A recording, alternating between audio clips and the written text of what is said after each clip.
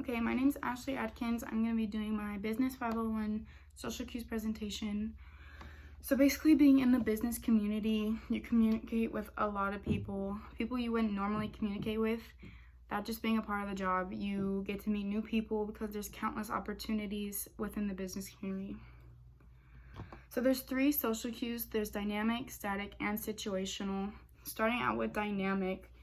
Dynamic cues are basically like the physical aspects of it. Physical signals really is what they call it. Things such as eye contact, nodding, voice projection, the volume of your voice. Things like that really let the communicator or even the listener know that you're engaged within their conversation. And that's the advantages of it. So say if someone's not doing these dynamic cues, then you're just going to think they're not listening to you, they're not engaged, they don't really care. So really, the business part of that's really not going to go anywhere. Static cues, these really base people off of their titles, hierarchy, and appearances. So things like this, they base it off of, people tend to base people's like credibility off of their titles and appearances.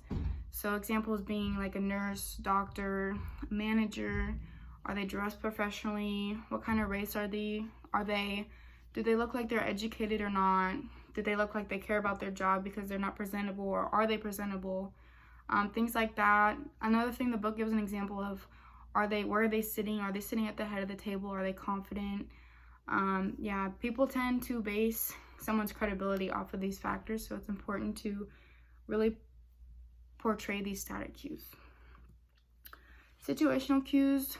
So this is basically all about knowledge. When you're engaged into a conversation with a possible client or someone who's just engaged within your business, you want to be up to date with people within that community, people within the business world, things going on politically, certain trials that are going on, different relationships, all these things, like, they'll make you credible because it's like it's basically saying you're not clueless, like you know what's going on around you.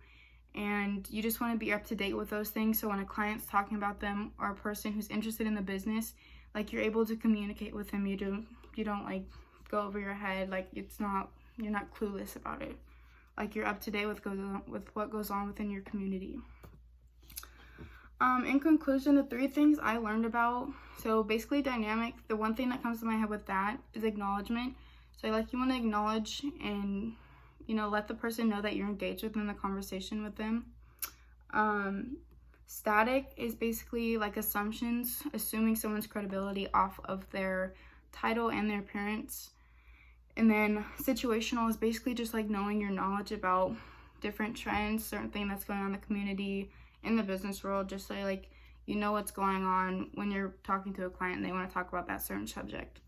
So yeah, these are the social cues within the business world. And they're super important. As you can tell, acknowledgement, assumption, and knowledge. All of these things will lead you to success when communicating in the business community. Thank you.